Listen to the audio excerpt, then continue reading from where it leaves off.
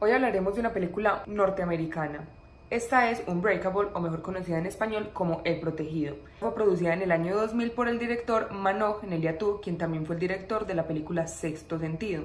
Es importante que destaquemos que es muy norteamericana porque justamente se trata de buscar y resaltar la vida de un superhéroe en el contexto de un mundo estadounidense. Esta fue protagonizada por Bruce Williams y Samuel Jackson. El argumento de esta película se basa en la vida de Elijah y David.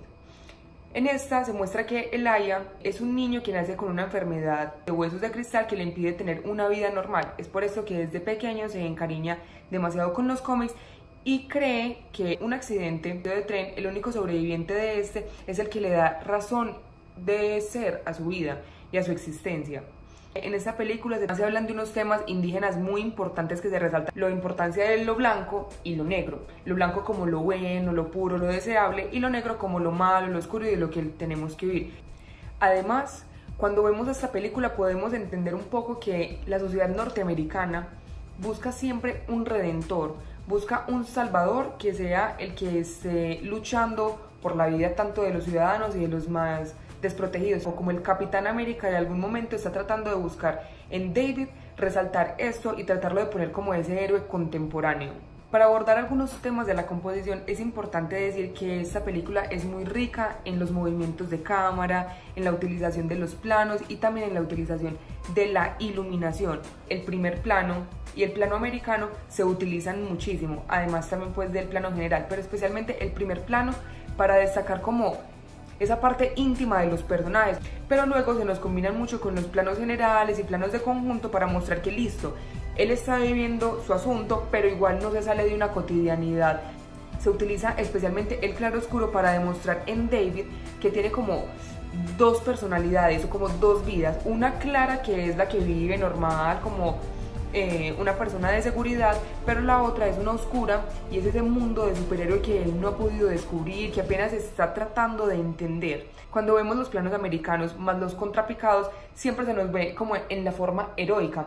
Si nos ponemos a pensar, cuando vemos en una historieta o en una película de superhéroes, siempre que se nos muestra al superhéroe se nos hace desde estos planos, demostrando grandeza, pero también hay momentos en los que se utilizan, aparte de la cámara objetiva, que es común en toda la película, se utiliza en algunos momentos la cámara subjetiva para nosotros como espectadores ponernos en el lugar de los personajes, entender qué es lo que ellos están viendo y la forma como están sintiendo el mundo. Cabe destacar que hay unos recursos de sobreencuadre en el que a David específicamente se le sobreencuadra con marcos de puerta, con sillas o con diferentes elementos para mostrarlo como en ese encierro en el que él vive, para mostrar que él está triste, que él está viviendo una realidad muy pequeña y que no ha explorado un universo muy grande que tiene a su alrededor y esa posibilidad de ser ese superhéroe. Bueno, además también hay algunos movimientos de cámara como el traveling, el paneo y el movimiento de trayectoria con el que se busca tanto ubicarnos en un espacio y también que vive en una inmensidad gigante, que no solamente es él en su mundo el protagonista, sino que también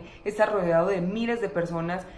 Bueno, para hablar de la fotografía hay que tener en cuenta que la película tiende a tener una temperatura fría, justamente porque se resalta la tristeza que vive el personaje, porque los dos en cierta medida han tenido como unas vidas algo monótonas, algo tristes, algo lúgubres y que están tratando como de salir de eso. Y además también se ve una coloración azulosa en las imágenes, justamente pues para denotar todo esto.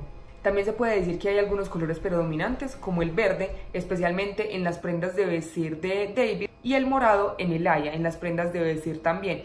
Además, si tenemos en cuenta lo que significan los colores, el morado normalmente siempre está asociado a los villanos. Si pensamos, por ejemplo, en el Joker, uno de los colores más importantes dentro de su vestuario es el morado. Asimismo pasa con Elijah. En la película también se utiliza mucho la subexposición.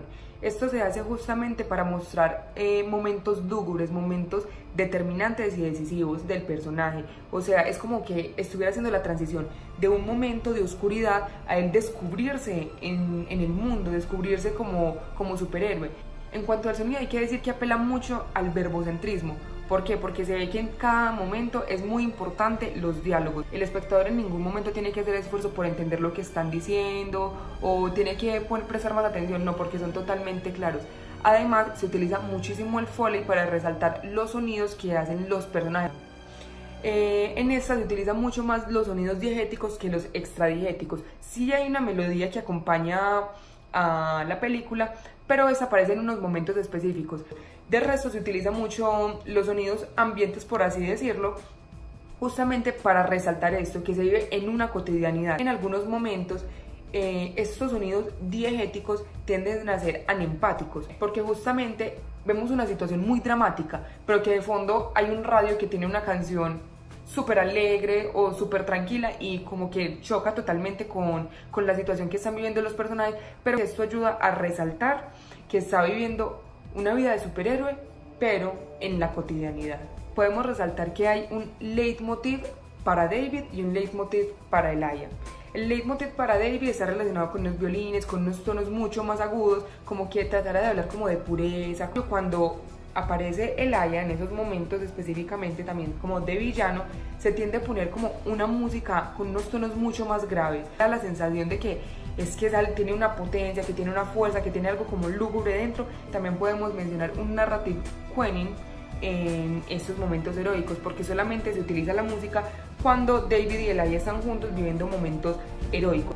En cuanto al montaje, hay que decir que cumple con la ley de los 180 grados y la ley del eje, es decir, es muy respetuosa la película en esto. Eso permite que nosotros como espectadores en ningún momento nos perdamos ni sintamos como que hay un brinco raro dentro de la película. En esto tiende a ser muy clásica, pero también rompe ese clasicismo porque en algunos momentos nos damos cuenta de la presencia de la cámara. También se utiliza mucho el contraplano, es decir, se respeta el lugar que tienen los personajes, y si en algún momento se cierra el plano al personaje, se le respeta su espacio y el lugar que está ocupando. Para las transiciones se utiliza mucho el corte, pero también se ve que utilizan algunos elementos como la sobreimpresión. Específicamente para resaltar que los personajes están pasando por un momento tensionante. Eso se ve cuando David sale del hospital, que escucha lo que el médico le está diciendo y luego pasa a encontrarse con su familia, pero él sigue escuchando lo que el médico está diciendo y se ve como las dos imágenes están en un mismo momento. Se cumple mucho con la ley de la mirada. Casi siempre que vemos que un personaje está mirando hacia un punto, se nos muestra al punto que está mirando. También se utiliza mucho la transición de encadenado para pasar como de un momento tensionante, muy emocional. En algunos momentos se utiliza el fundido a negro con la función de elipsis. Con el fundido a negro se nos devuelve en el tiempo cuando los personajes están pequeños y entonces nos permite entender como ciertas situaciones que eso afectaron el presente en el que están los personajes. Algo muy importante también para destacar es que se rompe mucho con el clasicismo cuando se nos muestra escenas de violencia, armas. El hecho de que en una casa haya un arma de fuego, eso nos demuestra que esto es posible en un marco norteamericano.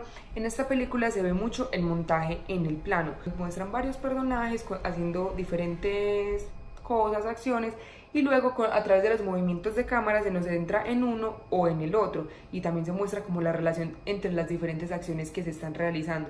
Un momento muy chévere de esto es cuando David está con su esposa en la cocina con su hijo y este está allí con el arma. Allí se ve que todos están realizando acciones diferentes, pero que estas confluyen y terminan pues siendo como una especie de coreografía, ya que también es un plano secuencia porque es de una larga duración y se ve que todo está fríamente calculado. En cuanto al vestuario, hay que resaltar que es un vestuario realista, actual. Además vemos que hay un vestuario simbólico tanto en Elijah como en David. En David, su traje de guarda de seguridad, esta chaqueta para la lluvia, se vuelve un elemento muy importante porque se vuelve como en la capa del superhéroe. Para Elijah, este vestuario simbólico está muy relacionado con su bastón, que es como el que demuestra ese mando, esa fuerza que tiene, además que es de vidrio, es representación de lo que la enfermedad que tiene, que es de huesos de cristal. Y también su vestuario hace mucha alusión a un vestuario un poco elegante como de supervillano.